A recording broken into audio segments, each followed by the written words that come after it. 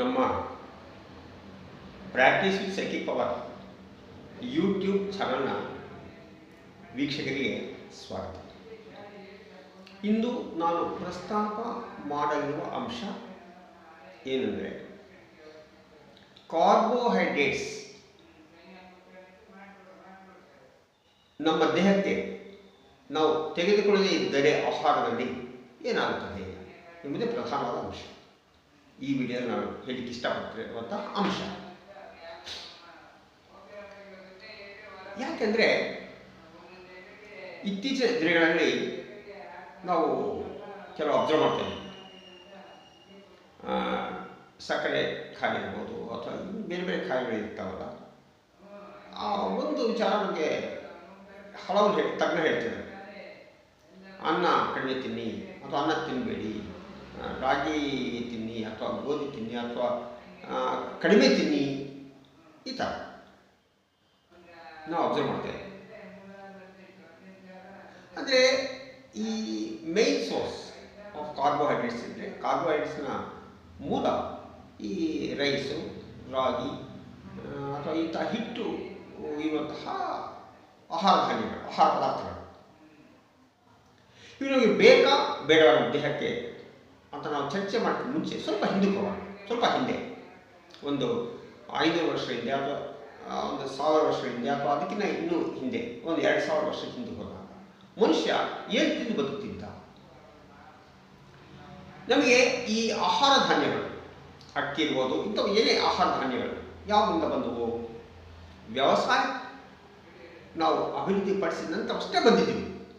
ಅದಕ್ಕಿಂತ ಹಿಂದೆ ಏನಾಗಿತ್ತು? ನಾವು ಕೇವಲ ಕಾಡಿನ ಉತ್ಪನ್ನಗಳ ಮೇಲೆ ಅವಲಂಬಿತವಾಗಿದ್ವಿ. ಈ ಕಾಡಿನ ಉತ್ಪನ್ನಗಳನ್ನೇನು? ಹಣ್ಣುಗಳಿರ್ಬೋದು ಅಥವಾ ಬೇಟೆ ಮಾಡಿರ್ತಕ್ಕಂಥ ಮಾಡುವ ಈ ಬೇಟೆ ಮಾಡಿ ಸಣ್ಣ ಸಣ್ಣ ಪ್ರಾಣಿಗಳನ್ನ ಮಾಂಸ ತಿನ್ನೋದಿರಬಹುದು, ಮೀನಿರಬಹುದು, ಇಂಥವೇ ಇವೆ. ಇಂಥವೇ ಆಹಾರ. ಅಂದರೆ ಕೆಲವು ಗಡ್ಡೆಗಳು, ಗೆಣಸುಗಳು, ಸೊಪ್ಪು, ಕೆಲವು ಪ್ರಾಣಿಗಳ ಮಾಂಸ, ಇದೇ ಆಹಾರ ಆಗಿತ್ತು. ಆಹಾರದಲ್ಲಿ ಸ್ವಲ್ಪ ಕಾರ್ಬೋಹೈಡ್ರೇಟ್ಸ್ ಇದ್ದು ಇಲ್ಲ ಅಂತಲ್ಲ, ಆದರೆ ಮುಖ್ಯವಾದ ಆಹಾರ ಅದಾಗಿದ್ದಿಲ್ಲ. ಮತ್ತು ಅವಾಗ ಅವರು ಆರೋಗ್ಯವಾಗಿದ್ದಿಲ್ವ ಮನುಷ್ಯರು? ತುಂಬ ಚೆನ್ನಾಗಿತ್ತಲ್ಲ, ದೇಹ ಚೆನ್ನಾಗಿತ್ತು, ಯೋಚನೆ ಮಾಡೋ ರೀತಿ ಚೆನ್ನಾಗಿತ್ತು, ಮಾನಸಿಕವಾಗಿ ಸದೃಢರಾಗಿದ್ದು, ಪರಿಪಕ್ವತೆಗೊಂಡ ಚೆನ್ನಾಗಿತ್ತು. ನಾವು ನೋಡಿದ್ದೀವಿ. ಯಾವಾಗ ನಾವು ವ್ಯವಸಾಯ ಮಾಡಲಿಕ್ಕೆ ಆರಂಭ ಮಾಡಿದ್ದೀವಿ, ಆವಾಗ ನಾವು ಈ ಭತ್ತ ಇರ್ಬೋದು, ರಾಗಿ ಇರ್ಬೋದು ಅಥವಾ ಬೇರೆ ಬೇರೆ ಸಿರಿಧಾನ್ಯ ಇರ್ಬೋದು ಎಲ್ಲ ಬಂದವು. ಇದು ಬಂದ ಪ್ರೋಸೆಸ್. ನಮಗೆ ಇಲ್ಲಿ ಒಂದು ಸ್ಪಷ್ಟವಾಗಿ ನಮ್ಗೆ ಏನು ಗೊತ್ತಾಗ್ತಿದೆ ಅಂದರೆ, ಕಾರ್ಬೋಹೈಡ್ರೇಟ್ಸ್ ಇಲ್ಲದಿದ್ದರೂ ಸಹ ಮನುಷ್ಯ ಬದುಕಬಹುದು, ಅಥವಾ ಕಾರ್ಬೋಹೈಡ್ರೇಟ್ಸ್ ತುಂಬ ಕಡಿಮೆ ಇದ್ದರೂ ಸಹ ಮನುಷ್ಯ ಬದುಕಲಿಕ್ಕೆ ಸಮಸ್ಯೆ ಇಲ್ಲ ಎಂಬುದು ನಾವು ತಾರ್ಕಿಕವಾಗಿ ಯೋಚನೆ ಮಾಡೋದು ಗೊತ್ತಾಗ್ತದೆ. ಸೊ ಈಗ ನಾವು ಆ ತಾರ್ಕಿಕತೆ ವಿಚಾರ ಹಾಗೆ ಬಿಟ್ಟು ಈಗಿನ ವೈದ್ಯ ವಿಜ್ಞಾನ ಪ್ರಕಾರ ಏನಾಗುತ್ತದೆ, ಕಾರ್ಬೋಹೈಡ್ರೇಟ್ಸ್ ತಿಂದೆ ಹೋದರೆ ಏನಾಗುತ್ತದೆ, ಇಷ್ಟು ಕಾರ್ಬೋಹೈಡ್ರೇಟ್ಸ್ ನಮ್ಗೆ ಏನು ಲಾಭ ಅಂತ ನಾವು ಯೋಚನೆ ಮಾಡಿದ್ರೆ, ಕಾರ್ಬೋಹೈಡ್ರೇಟ್ಸ್ನ ಅತಿ ಮುಖ್ಯ ಪ್ರಯೋಜನ ಅದು ಬೇಗ ಶಕ್ತಿ ಕೊಟ್ಟವರು ದೇಹಕ್ಕೆ. ಅನ್ನ ತಿಂದುಕೊಂಡ್ರೆ ಅಥವಾ ರಾಗಿ ತಿಂದುಕೊಂಡ್ರೆ ಅಥವಾ ಏನೋ ಗೋಧಿ ಏನು ತಿಂದರೂ ಸಹ ಸಿರಿಧಾನ್ಯಗಳು ತಿಂದ ಕೂಡಲೇ ನಮಗೆ ದೇಹಕ್ಕೆ ಶಕ್ತಿ ಬರ್ತದೆ. ಆ ಶಕ್ತಿ ಬೇಕು. ಆ ಶಕ್ತಿ ಅದು ತುಂಬ ಸುಲಭ ಶಕ್ತಿ ಬರ್ತದೆ ನಮಗೆ ಈ ಕಾರ್ಬೋಹೈಡ್ರೇಟ್ಸಿಂದ. ಅದೇ ನಾವು ಇಷ್ಟಪಟ್ಟು ತಿಂತೀವಿ. ಆದರೆ ತಿನ್ನೋಕ್ಕೂ ಚೆನ್ನಾಗಿರ್ತಾವೆ. ಈಗ ಅನ್ನ ತುಂಬ ಚೆನ್ನಾಗಿರ್ತದೆ, ತುಂಬ ಈಸಿಯಾಗಿ ಡೈಜೆಸ್ಟ್ ಆಗ್ತದೆ, ತುಂಬ ಸ್ಲೋವಾಗಿ ಡೈಜೆಸ್ಟ್ ಆಗ್ತದೆ, ತುಂಬ ರುಚಿಕರವಾಗಿರ್ತದೆ. ಅದರಿಂದ ನಾವು ತಿಂತೀವಿ. ಅದು ತಪ್ಪಲ್ಲ. ತಪ್ಪೇನಾಗ್ತದೆ? ತುಂಬ ಹೆಚ್ಚಾಗುತ್ತಿರುವುದರಿಂದ ಅದರಿಂದ ದೇಹಕ್ಕೆ ಸಮಸ್ಯೆಗಳು ಜಾಸ್ತಿ ಆಗ್ತದೆ. ದೈಹಿಕವಾಗಿ ಈಗ ಶ್ರಮ ಜಾಸ್ತಿ ಇಲ್ಲ. ಆ ಅನ್ನದಲ್ಲಿ ಬೇಡವಾದ ವಿಚಾರ ಕೆಲವು ನಾವು ಆ್ಯಡ್ ಮಾಡ್ಕೊಳ್ತಿರೋದ್ರಿಂದ, ಬೇಡವಾದ ಆಹಾರ ತಿಂತಾ ಇರೋದ್ರಿಂದ ಈ ಆರೋಗ್ಯ ಸಮಸ್ಯೆಗಳು ನಮಗೆ ನಾವು ಸೃಷ್ಟಿ ಮಾಡ್ತೀವಿ. ಆದ್ದರಿಂದ ಏನು ಚರ್ಚೆ ಆಗ್ತಿದೆ, ಕಾರ್ಬೋಹೈಡ್ರೇಟ್ಸ್ ಇಲ್ಲದೇ ಇದ್ದರೆ ಏನಾಗುತ್ತೆ ಅಥವಾ ತುಂಬ ಕಡಿಮೆ ಇದ್ದರೆ ಏನಾಗುತ್ತದೆ, ಮನುಷ್ಯ ಬದುಕಲ್ವಾ, ಆರೋಗ್ಯವಾಗಿರಲ್ವಾ, ಈ ಸಮಸ್ಯೆಗಳು ಬರ್ತಾವ, ಇದು ಚರ್ಚೆ. ಸರಿ, ನಾವು ಸುಮ್ಮನೆ ಒಂದು ತಾರ್ಕಿಕವಾಗಿ ಯೋಚನೆ ಮಾಡಿದಾಗ ನಾವು ಕಾರ್ಬೋಹೈಡ್ರೇಟ್ಸು ತಿಂತಾ ಇಲ್ಲ, ಜೀರೋ ತಿಂದಿಲ್ಲ, ಬೇರೆ ಪ್ರೋಟೀನ್ಸು ಫ್ಯಾಟ್ಸು ಇಂಥ ಹಾಕ್ತಿದ್ದ ಏನಾಗುತ್ತದೆ ದೇಹಕ್ಕೆ, ಏನಾಗುತ್ತೆ ಅಂತ ಹೇಳಿದ್ರೆ ಈ ನಮ್ಗೆ ಎನರ್ಜಿ ಬೇಕಲ್ಲ, ಎನರ್ಜಿ ಇರೋಲ್ಲ. ಈ ಕಾರ್ಬೋಹೈಡ್ರೇಟ್ಸ್ ಆವಾಗ ಇರೋಲ್ಲ, ಅವಾಗ ಎನರ್ಜಿ ಇರೋಲ್ಲ. ಅವಾಗ ಏನಾಗ್ತದೆ, ಲಿವರಲ್ಲಿರ್ತಕ್ಕಂಥ ಫ್ಯಾಟ್ಸ್ ಅಥವಾ ಫ್ಯಾಟಿ ಆ್ಯಸಿಡ್ಸ್ ಇವು ಆ ಎನರ್ಜಿಗೋಸ್ಕರ ಕೀಟೋನ್ ಬಾಡೀಸ್ ಆಗಿ ಕನ್ವರ್ಟ್ ಆಗ್ತದೆ. ಕೀಟೋನ್ ಬಾಡೀಸ್, ಆ ಕೀಟೋನ್ ಬಾಡೀಸು ಜಾಸ್ತಿ ಆಗಿ ಅದನ್ನು ಆ ಕೀಟೋನ್ ಬಾಡೀಸ್ ಜಾಸ್ತಿ ಆಗೋದನ್ನು ಕೀಟೋಜೆನಿಸಿಸ್ ಅಂತ ಕರಿತೀವಿ. ಆ ಪ್ರಕ್ರಿಯೆ ಅದು ನಮಗೆ ಎನರ್ಜಿ ಕೊಡ್ತವೆ. ಆ ಕೀಟೋನ್ ಬಾಡೀಸು ನಮ್ಮ ದೇಹಕ್ಕೆ ಎನರ್ಜಿ ಕೊಡ್ತವೆ, ಕಾರ್ಬೋಹೈಡ್ರೇಟ್ಸ್ ಬದಲಾಗಿ. ಯಾವಾಗ ನಮ್ಮ ದೇಹದಲ್ಲಿ ಅಥವಾ ನಮ್ಮ ಬ್ಲಡ್ಡಲ್ಲಿ ಕಾರ್ಬೋಹೈಡ್ರೇಟ್ಸು ಅಥವಾ ಶುಗರ್ ಕಡಿಮೆ ಆಗುತ್ತದೆ, ಆಗ ನಮಗೆ ಶಕ್ತಿ ಬೇಕೇ ಬೇಕಲ್ಲ. ಆವಾಗ ಲಿವರ್ ಏನು ಮಾಡ್ತದೆ, ಈ ಫ್ಯಾಟ್ಸನ್ನು ಅಥವಾ ಫ್ಯಾಟಿ ಆ್ಯಸಿಡ್ಸನ್ನು ಅದರಿಂದ ನಮಗೆ ಕೀಟೋನ್ ಬಾಡೀಸ್ ಉತ್ಪಾದನೆ ಮಾಡುತ್ತದೆ. ಈ ಕೀಟೋನ್ ಬಾಡೀಸು ಶಕ್ತಿ ಕೊಡ್ತವೆ ನಮ್ಮ ದೇಹಕ್ಕೆ. ಅದೇನು, ಕಾರ್ಬೋಹೈಡ್ರೇಟ್ಸ್ಗೆ ಬದಲಿ ವ್ಯವಸ್ಥೆ ಇದೆ, ಆಲ್ಟರ್ನೇಟಿವ್ ಮೆಥಡ್ ಇದೆ. ಕಾರ್ಬೋಹೈಡ್ರೇಟ್ಸ್ ಏನು ಬೇಕಾಗಿಲ್ಲ, ನಮ್ಮ ಶಕ್ತಿಗೆ ಕಾರ್ಬೋಹೈಡ್ರೇಟ್ಸ್ ಏನು ಬೇಕಾಗಿಲ್ಲ. ಈ ಕೀಟೋನ್ಸ್ ಇಂಧನ ನಮ್ಮ ದೇಹ ಕೆಲಸ ಮಾಡುತ್ತೆ, ಚೆನ್ನಾಗಿ ಕೆಲಸ ಮಾಡುತ್ತೆ, ಏನೋ ಸಮಸ್ಯೆ ಇಲ್ಲ. ಆದರೆ ಸಮಸ್ಯೆ ಎಲ್ಲಿ ಬರ್ತದೆ ಅಂತ ಹೇಳಿದ್ರೆ, ಸ್ವಲ್ಪ ಮಟ್ಟಿಗೆ ನಿಮಗೆ ಗ್ಲೂಕೋಸ್ ಬೇಕಾಗ್ತದೆ ಬ್ರೈನ್ಗೆ, ಇದು ಸ್ವಲ್ಪ ಬೇಕು. ಅದು ಸಹಾಯ ಮಾಡ್ತಂದ್ರೆ ಯಾವಾಗ ನಮ್ಮ ದೇಹದಲ್ಲಿ ಅಥವಾ ನಮ್ಮ ಬ್ಲಡ್ಡಲ್ಲಿ ಶುಗರ್ ಲೆವೆಲ್ಸ್ ತುಂಬ ಕಡಿಮೆ ಆಗ್ತವೆ, ಜೀರೋ ಆಗ್ತವೆ, ಆದಾಗ ಈ ಪೀನಿಯಲ್ ಗ್ಲ್ಯಾಂಡ್ ಏನು ಮಾಡ್ತದೆ, ಗ್ಲೂಕೋಗಾನ್ ಹಾರ್ಮೋನ್ ಬಿಡುಗಡೆ ಮಾಡ್ತದೆ. ಯಾವಾಗ ನಮ್ಮ ರಕ್ತದಲ್ಲಿ ಗ್ಲೂಕೋಸ್ ಲೆವೆಲ್ಸ್ ಕಡಿಮೆ ಆಗ್ತಾವೋ ಆಗ ಈ ಪೀನಿಯಲ್ ಗ್ಲ್ಯಾಂಡ್ನಿಂದ ಒಂದು ಹಾರ್ಮೋನ್ ಬಿಡುಗಡೆ ಆಗ್ತದೆ, ಗ್ಲೂಕೋಗಾನ್ ಹಾರ್ಮೋನ್. ಆ ಗ್ಲೂಕೋಗಾನ್ ಹಾರ್ಮೋನ್ ಏನು ಮಾಡ್ತದೆ, ಲಿವರ್ಗೆ ಸಿಗ್ನಲ್ಸ್ ಕಳಿಸುತ್ತೆ, ಸ್ಟಿಮ್ಯುಲೇಟ್ ಮಾಡ್ತದೆ. ಅದಕ್ಕೆ ಈ ಲಿವರ್ಗೆ. ಆ ಲಿವರ್ ಏನು ಮಾಡ್ತದೆ, ಅಲ್ಲಿರ್ತಕ್ಕಂಥ ಗ್ಲೈಕೋಜಿನ್, ಅಲ್ಲಿ ಎನರ್ಜಿ ಸ್ಟೋರ್ ಆಗಿದೆ ಗ್ಲೈಕೋಜಿನ್, ಅದು ಗ್ಲೂಕೋಸ್ ಕನ್ವರ್ಟ್ ಮಾಡ್ತದೆ. ಈ ಪೀನಿಯಲ್ ಗ್ಲ್ಯಾಂಡ್ನಿಂದ ಬಿಡುಗಡೆ ಆಗಿರುವಂತಹ ಗ್ಲೂಕೋಗಾನ್ ಎಂಬ ಹಾರ್ಮೋನ್ ಲಿವರ್ಗೆ ಸ್ಟಿಮ್ಯುಲೇಟ್ ಮಾಡಿ ಆ ಲಿವರ್ ಇರ್ತಕ್ಕಂಥ ಗ್ಲೈಕೋಜಿನ್ ಎಂಬ ಆ ಒಂದು ಶಕ್ತಿಯ ಆಕಾರ, ಸ್ಟೋರ್ ಹೌಸ್, ಅದು ಗ್ಲೂಕೋಸ್ ಆಗಿ ಕನ್ವರ್ಟ್ ಮಾಡ್ತದೆ. ಆ ಗ್ಲೂಕೋಸ್ ನಮ್ಮ ಬ್ರೈನ್ ಬಳಸ್ಕೊಳ್ತದೆ. ಇದನ್ನು ಗ್ಲೂಕೋನಿಯೋಜೆನಿಸಿಸ್ ಅಂತ ಕರಿತೀವಿ. ಈ ಪ್ರೋಸೆಸ್ ಅಂದರೆ ಯಾವಾಗ ನಮ್ಮ ದೇಹದಲ್ಲಿ ನಮ್ಮ ರಕ್ತದಲ್ಲಿ ಗ್ಲೂಕೋಸ್ ಇರಲ್ವೋ ಆಗ ಏನು ನಡೀತದೆ, ನಮ್ಮ ಲಿವರ್ ಮೂಲಕ ಒಂದು ಕೀಟೋಜೆನಿಸಿಸ್ ಒಂದು ಪ್ರಕ್ರಿಯೆ, ಗ್ಲೂಕೋನಿಯೋಜೆನಿಸಿಸ್ ಅಂತ ಒಂದು ಪ್ರಕ್ರಿಯೆ, ಎರಡು ನಡೀತದೆ. ಕೀಟೋಜೆನಿಸಿಸ್ ಪ್ರಕ್ರಿಯೆಯಲ್ಲಿ ಕೀಟಾನ್ ಬಾಡೀಸು ನಮ್ಮ ದೇಹದಲ್ಲಿ ಪ್ರೊಡ್ಯೂಸ್ ಆಗ್ತದೆ. ಅವು ಶಕ್ತಿಗೆ ಅಂದರೆ ಕಾರ್ಬೋಹೈಡ್ರೇಟ್ಸ್ ಶಕ್ತಿ ಕೊಡ್ತವೆ, ಆ ಶಕ್ತಿಗೆ ಪರ್ಯಾಯ ವ್ಯವಸ್ಥೆ ಅಂದರೆ ಈ ಪರ್ಯಾಯ ಶಕ್ತಿಯನ್ನು ಬಿಡುಗಡೆ ಮಾಡ್ತವೆ, ಉತ್ಪಾದನೆ ಮಾಡ್ತವೆ. ಇನ್ನು ಸ್ವಲ್ಪ ಅವರಿಗೆ ಗ್ಲೂಕೋಸ್ ಬೇಕಾಗ್ತದೆ, ಆ ಬ್ರೈನ್ ಬೇಕಾಗ್ತದೆ. ಆವಾಗ ಅಲ್ಲಿ ಗ್ಲೈಕೋಜಿನ್ ಏನಾಗ್ತದೆ, ಗ್ಲೂಕೋಸ್ ಕನ್ವರ್ಟ್ ಮಾಡ್ತದೆ ಈ ಲಿವರ್, ಅದು ಬ್ರೈನ್ ಬಳಸ್ಕೊಳ್ತದೆ. ಸೊ ಸಮಸ್ಯೆ ಇಲ್ಲ. ವಿಥೌಟ್ ಕಾರ್ಬೋಹೈಡ್ರೇಟ್ಸ್, ಅಂದ್ರೇನು, ಇನ್ನು ಸರಳವಾದ ಭಾಷೆ ಹೇಳಿದ್ದಾರೆ, ಅನ್ನ ಬೇಕಾಗಿಲ್ಲ, ಮುದ್ದೆ ಬೇಕಾಗಿಲ್ಲ, ಚಪಾತಿ ಬೇಕಾಗಿಲ್ಲ, ಈ ಸಿರಿಧಾನ್ಯಗಳು ಬೇಕಾಗಿಲ್ಲ, ಕೇವಲ ಫ್ಯಾಟ್ಸ್ ಅಂಡ್ ಪ್ರೋಟೀನ್ಸ್ ಸಾಕು ಮನುಷ್ಯ ಬದುಕಲಿಕ್ಕೆ. ಬೇಕಷ್ಟ. ಇದು ನಂಬಲಿಕ್ಕೆ ಆಗಲ್ಲ, ಇದು ಸತ್ಯ. ನಾವು ಹೇಳ್ತಾ ಸೈನ್ಸ್ ಎಲ್ಲ ಹೇಳ್ತಿರೋದು, ಇಲ್ಲಿ ನಂಬಲ್ಲ ಎಂಬ ಪ್ರಶ್ನೆ ಇಲ್ಲಿ ಬರೋದಿಲ್ಲ.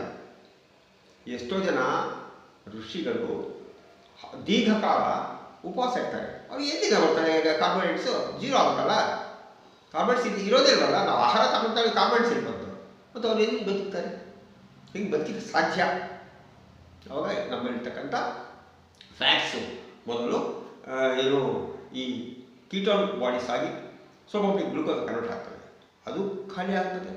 ಮತ್ತು ಅಂತಿಮವಾಗಿ ಪ್ರೋಟೀನ್ಸ್ ಅವು ಸಹ ನಮಗೆ ಈ ಕೊನೆಯಲ್ಲಿ ಅದು ಲಾಂಗ್ ಪ್ರಾಸೆಸ್, ಅದು ನಮಗೆ ಇವೆಲ್ಲ ದೇಹಕ್ಕೆ ಕೆಲ ಕೊಡ್ತಾರೆ, ಕಾರ್ಬೋಹೈಡ್ರೇಟ್ಸ್ ಇದ್ದಿದ್ದರೂ ಸಹ. ಅಂದರೆ ತುಂಬ ಆಶ್ಚರ್ಯ ಆಗ್ತದೆ. ಮತ್ತು ಇದು ಸುಲಭನ ಸ್ವಲ್ಪ ಕಷ್ಟ. ಯಾಕೆಂದರೆ ನಮ್ಮ ದೇಹ, ನಮ್ಮ ಮನಸ್ಸು ಕಾರ್ಬೋಹೈಡ್ರೇಟ್ಸ್ಗೆ ಅಡ್ಯಾಪ್ಟ್ ಆಗಿದೆ. ಕಾರ್ಬೋಹೈಡ್ರೇಟ್ಸ್ ಇದ್ರೆ ಬದುಕ ಕಾಲ ಎಂಬ ಮಾನಸಿಕ ಸ್ಥಿತಿ ಹಾಗೂ ದೈಹಿಕ ಸ್ಥಿತಿ. ದೇಹನೂ ಒಪ್ಪೋದಿಲ್ಲ. ಕಾರ್ಬೋಹೈಡ್ರೇಟ್ಸ್ ಬೇಕು ಬೇಕು ಬೇಕು ಅಂತ ದೇಹ ಬಯಸ್ತಾರೆ. ನಮಗೆ ಇಡ್ಲಿ ಬೇಕು, ನನಗೆ ಚಪಾತಿ ಬೇಕು, ನನಗೆ ದೋಸೆ ಬೇಕು, ನನಗೆ ಮುದ್ದೆ ಬೇಕು, ನನಗೆ ಅಥವಾ ಗಂಜಿ ಬೇಕು, ದೇಹನೇ ಕೇಳ್ತಾ ಇರ್ತದೆ. ನಾವು ತಿಂದಿರೇ ನಮಗೆ ತಡ್ಕೋಕ್ಕಾಗಲ್ಲ. ಅದು ಕಾರ್ವಿಂಗ್ ಅಂತ ಹೇಳ್ತೀವಿ.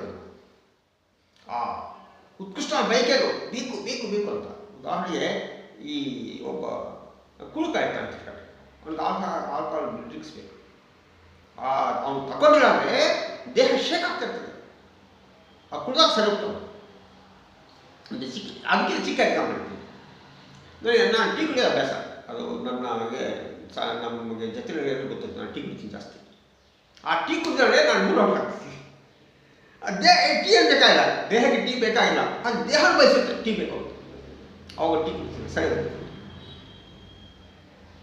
ಇದು ಕಾರ್ಬೋಹೈಡ್ರೇಟ್ಸ್ ನಾವು ಕಟ್ ಮಾಡಿದ್ರೆ, ಜೀರೋ ಮಾಡಿದ್ರೆ, ನಾವು ನಮ್ಮ ಮನಸ್ಸೇ ಫಲ ತಿನ್ಬೇಕನ್ನಿಸ್ತಾ ಇರ್ತದೆ, ದೇಹನೂ ಫಲ ಕಷ್ಟ ಅಡ್ಯಾಪ್ಟ್ ಅಂತ ಹೇಳ್ತಾರೆ. ಏನೋ ಆ ಕೀಟಾನ್ ಬಾಡೀಸ್ಗೆ ಅಥವಾ ಈ ಫ್ಯಾಟ್ಸ್ ಮೇಲೆ ಪ್ರೋಟೀನ್ ಮೇಲೆ ಡಿಪೆಂಡ್ ಆಗುವಂತಹ ಒಂದು ಸ್ಥಿತಿಗೆ ದೇಹ ಬದಲಾವಣೆ ಆಗಬೇಕಂದ್ರೆ ಸ್ವಲ್ಪ ಕಷ್ಟ ಆಗ್ತದೆ. ಬಟ್ ಆಗುತ್ತೆ. ಅದನ್ನು ಬ್ರೈನ್ ಫಾಗ್ ಅಂತ ಹೇಳ್ತಾರೆ. ಅಡ್ಯಾಪ್ಟ್ ಮಾಡೋಕ್ಕೆ ಕಷ್ಟ ಆಗ್ತದೆ. ಅವಾಗ ಮೂಡೌಟ್ ಆಗ್ತದೆ, ಒಂಥರ ಬ್ರೈನ್ ಚುರುಕ ಕೆಲಸ ಮಾಡೋದಿಲ್ಲ, ಏನೋ ಒಂಥರ ಅಸ್ತವ್ಯಸ್ತ ಆಗ್ತದೆ ಮಾನಸಿಕ ಸ್ಥಿತಿ. ಸ್ವಲ್ಪ ದಿನ ಅಷ್ಟೇ, ಆಮೇಲೆ ಸರಿ ಹೋಗುತ್ತೆ, ಏನೂ ಆಗಲ್ಲ. ಆಮೇಲೆ ಈ ಕೀಟೋನ್ ಬಾಡೀಸಿಂದ ಅಥವಾ ಈ ಟೋಟಲ್ ಪ್ರಕ್ರಿಯೆ ಕಿಟೋಸಿಸ್ ಅಂತ ಹೇಳಿ, ಈ ಕಿಟೋಸಿಸಿಂದ ಬ್ರೈನ್ ಮತ್ತಷ್ಟು ಚುರುಕಾಗ್ತದೆ. ನೋಡಿ ಪಾಯಿಂಟ್, ನಾವು ಇನ್ನೂ ಚುರುಕಾಗ್ತೀವಿ, ಕ್ರಿಯೇಟಿವ್ ಆಗ್ತೀವಿ, ತುಂಬ ಎನರ್ಜಿ ಬರ್ತದೆ ನಮಗೆ. ಇದು ಸತ್ಯ ನಿಮಗೆ ಅಷ್ಟೇ. ಆಮೇಲೆ ಹಲವು ರೋಗಗಳು ಬರೋದಿಲ್ಲ. ವಿಶೇಷವಾಗಿ diabetes, B P, heart problems, kidney problems, retina ಏನು ಕಣ್ಣಿಗೆ ಸಂಬಂಧಪಟ್ಟಂಥ ಈ ಸಮಸ್ಯೆಗಳು ಎಲ್ಲವೂ ಇರಲ್ಲ, ಯಾವ ಇರಲ್ಲ. ಬಹುತೇಕ ಆರೋಗ್ಯವಾಗಿರ್ತಾವೆ. ಬಹುತೇಕ ಅಂದರೆ ಏನು ಕಾರ್ಬೋಹೈಡ್ರೇಟ್ಸ್ ತಿಂತಾ ಇದ್ವಿ, ಅದರ ಬದಲಾಗಿ ತಿಂದೇ ಇದ್ದರೆ ಆರೋಗ್ಯ ಚೆನ್ನಾಗಿರ್ತದೆ. ಸ್ವಲ್ಪ ಕಷ್ಟ ಆಗೋದು, ನಮಗೆ ಕಷ್ಟ ಆಗೋದು. ಬೇಡಪ್ಪ, ಯಾಕೆ ರಿಸ್ಕ್ ತಗೊಳ್ಳೋದು? ಈಗ ನಾವೇನಾದ್ರು ಕಾರ್ಬೋಹೈಡ್ರೇಟ್ಸ್ ಬಿಟ್ಬಿಟ್ರಿ ಅಂತ ಹೇಳಿದ್ರೆ ಡಾಕ್ಟರ್ ಸಿದ್ಧ ಮಾಡಕ್ಕೆ ಬರ್ತಾರೆ. ಯಾಕಂದರೆ ರೋಗ ಬೇಕಲ್ಲ ಮನುಷ್ಯನಿಗೆ. ರೋಗಗಳಿಂದ ಡಾಕ್ಟರ್ಸ್ ಆರಾಮಾಗಿ ಅವರು ನಾವು ರೋಗಗಳು ಬರ್ತಾ ಇರ್ತೇವೆ, ನಾವು ಡಾಕ್ಟರ್ ಶಾಪ್ ಹೋಗ್ತಾ ಇರ್ತೀವಲ್ಲ, ಅದು ಬೇಕಲ್ಲ ಅವ್ರಿಗೆ. ಈ ನಾವು ಕಾರ್ಬೋಹೈಡ್ರೇಟ್ಸ್ ಬಿಟ್ಟು ಇಮ್ಯುನಿಟಿ ಪವರ್ ಜಾಸ್ತಿ ಆಗ್ತದೆ, ಆರೋಗ್ಯವಾಗಿರ್ತೀವಿ. ಆದರೆ ಅದಕ್ಕೊಂದು ವ್ಯವಸ್ಥೆ ಇದೆ, ಒಂದು ಚಿಕ್ಕ ವ್ಯವಸ್ಥೆ ಇದೆ. ನಾವು ಹಣ್ಣುಗಳು ತಿನ್ನೋದ್ರಿಂದ, ವೆಜಿಟೇಬಲ್ಸ್ ತಿನ್ನೋದ್ರಿಂದ ಸ್ವಲ್ಪ ಮಟ್ಟಿಗೆ ಕಾರ್ಬೋಹೈಡ್ರೇಟ್ಸ್ ಅದರಲ್ಲಿ ಬರ್ತದೆ. ಹಣ್ಣುಗಳಲ್ಲಿ, ವೆಜಿಟೇಬಲ್ಸಲ್ಲಿ ಬರ್ತಾವೆ ಕಾರ್ಬೋಹೈಡ್ರೇಟ್ಸು. ನಾವು ಜೀರೋ ಹೇಳ್ತಾರ, ಸ್ವಲ್ಪ ಮಟ್ಟಿಗೆ ಕಾರ್ಬೋಹೈಡ್ರೇಟ್ಸ್, ಆ ಸ್ವಲ್ಪ ಮಟ್ಟಿಗೆ ಕಾರ್ಬೋಹೈಡ್ರೇಟ್ಸ್ ಬಳಸ್ಕೊಳ್ತಾರೆ. ಅಲ್ಲಿ ಬುದ್ಧವಾಯಿತು. ಅಲ್ಲಿಗೆ ಕಡಿಮೆ ಕಾರ್ಬೋಹೈಡ್ರೇಟ್ಸ್ ತಿನ್ನಬೇಕು ಅಂತ ಹೇಳ್ತೀವಿ ನಾವು. ಅದು ನ್ಯಾಚುರಲ್ ಆಗಿ ಕಡಿಮೆ ಹೈಡ್ರೇಟ್ಸು. ಪ್ರೋಸೆಸ್ ಫುಡ್ ಅಲ್ಲ, ಅದು ಪ್ರೋಸೆಸ್ ಫುಡ್ ಬೇರೆ, ಅದಲ್ಲ. ಸಹಜವಾದ ಪ್ರಕೃತಿ ಸಿಗುವಂತಹ ವಿಚಾರ ಇದೆ. ಅದು ಕಾರ್ಬೋಹೈಡ್ರೇಟ್ಸು ನಮಗೆ ಬಂದಂಗೂ ಆಯಿತು, ಜೊತೆಗೆ ಕಾರ್ಬೋಹೈಡ್ರೇಟ್ಸ್ ನಾವು ಡಿಪೆಂಡ್ ಆಗಿಲ್ಲ. ಎರಡು ಏಕಕಾಲದಲ್ಲಿ ನಡೆಯುವಂಥ ಪ್ರೋಸೆಸ್ ಇದೆ, ತುಂಬ ಪ್ರಧಾನವಾಗಿರ್ತಕ್ಕಂಥ ಪ್ರೋಸೆಸ್ ಇದೆ. ಇದರಿಂದ ನಾವು ಆರೋಗ್ಯ ಚೆನ್ನಾಗಿರ್ತದೆ, ನಮ್ಮ ದೇಹ ಬದಲಾವಣೆ ಆಗ್ತದೆ. ಈ ಕಾರ್ಬೋಹೈಡ್ರೇಟ್ಸ್ ಬಿಟ್ಬಿಟ್ಟು ದೇಹ ಬೇರೆ ಸ್ಥಿತಿ ಬದಲಾವಣೆ ಆಗ್ತದೆ. ಅದನ್ನು ಕಿಟೋಸಿಸ್ ಅಂತ ಹೇಳ್ತೀವಿ. ಅಥವಾ ಈ ಏನು ಈ ಮೆಟಬಾಲಿಸಮ್, ಕಾರ್ಬ್ ಮೆಟಬಾಲಿಸಮಿಂದ ನಾವು ಕಿಟೋ ಮೆಟಬಾಲಿಸಮ್ ಹೋಗ್ತೀವಿ. ಅವಾಗ ಆರೋಗ್ಯ ಚೆನ್ನಾಗಿರ್ತದೆ, ಮತ್ತಷ್ಟು ಶಾರ್ಪ್ ಆಗಿರ್ತೀವಿ, ಮತ್ತಷ್ಟು ಬುದ್ಧಿ ಬೆಳೀತದೆ, ಮತ್ತಷ್ಟು ಪರಿಪಕ್ವತೆ ಬರ್ತದೆ, ಮಾನಸಿಕ ಸಮಸ್ಥಿತಿ ಇರ್ತದೆ, ಎಲ್ಲ ಚೆನ್ನಾಗಿರ್ತದೆ. ಅದರಿಂದ ನಾನು ಏನು ಹೇಳಕ್ಕೆ ಬಯಸ್ತಾ ಇದ್ದೀನಿ ಈ ವಿಡಿಯೋಗಳು ಅಂದರೆ, ಸಾಧ್ಯವಷ್ಟು ಈ ಬೇಯಿಸಿದ ಆಹಾರ ಕಡಿಮೆ ಮಾಡಿ. ಸಾಧ್ಯವಷ್ಟು ನೀವು ಜೀರೋ ಮಾಡೋದೇ ಸಮಸ್ಯೆ ಇಲ್ಲ. ಜೀರೋ ನಾವು ತಿನ್ನೋದ್ರಲ್ಲಿ ಏನು ಸಮಸ್ಯೆ ಆಗಲ್ಲ. ಫಿಶ್ ತಿನ್ನಿ, ಮೊಟ್ಟೆ ತಿನ್ನಿ, ಸ್ವಲ್ಪ ಮಾಂಸ ತಿನ್ನಿ, ಹಣ್ಣು ತರಕಾರಿ ಯಥೇಚ್ಛವಾಗಿ ತಿನ್ನಿ. ಆಗ ಕಾರ್ಬೋಹೈಡ್ರೇಟ್ಸ್ ಜೀರೋ ಆಗಲ್ಲ, ಕಡಿಮೆ ಆಗ್ತದೆ, ತುಂಬ ಕಡಿಮೆ ಆಗ್ತದೆ. ಆಗ ಏನಾಗ್ತದೆ, ನಮ್ಮ ಮತ್ತಷ್ಟು ನಮಗೆ ಇಮ್ಯುನಿಟಿ ಪವರ್ ಜಾಸ್ತಿ ಇರ್ತದೆ. ಸಹಜವಾಗಿ ಆರೋಗ್ಯ ಚೆನ್ನಾಗಿರ್ತದೆ, ರೋಗಗಳು ತುಂಬ ಕಡಿಮೆ ಇರ್ತದೆ, ರೋಗ ಅಂತ ಇದ್ದೇ ಇರ್ತದೆ. ಮನುಷ್ಯ ಬದುಕಿರೋವರೆಗೂ ನಮಗೆ ರೋಗಗಳಂತೂ ಇದ್ದೇ ಇರ್ತದೆ. ಯಾವುದೋ ರೂಪದಲ್ಲಿ ಇದೆ, ತಪ್ಪೇ ಇರಲ್ಲ, ಬಟ್ ಕಡಿಮೆ ಇರ್ತದೆ ಇಲ್ಲಿ ತೊಂದರೆ ಇಲ್ಲ.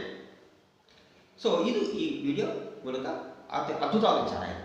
ಅಂದ್ರೇನು, ಅದೇ ಏನಪ್ಪ ಕಾರ್ಬೋಹೈಡ್ರೇಟ್ಸ್ ಇಲ್ಲದೆ ಮನುಷ್ಯ ಬದುಕಿದ್ರೆ ಬದುಕಲಿಕ್ಕೆ ಸಾಧ್ಯ, ಬದುಕಬಹುದು.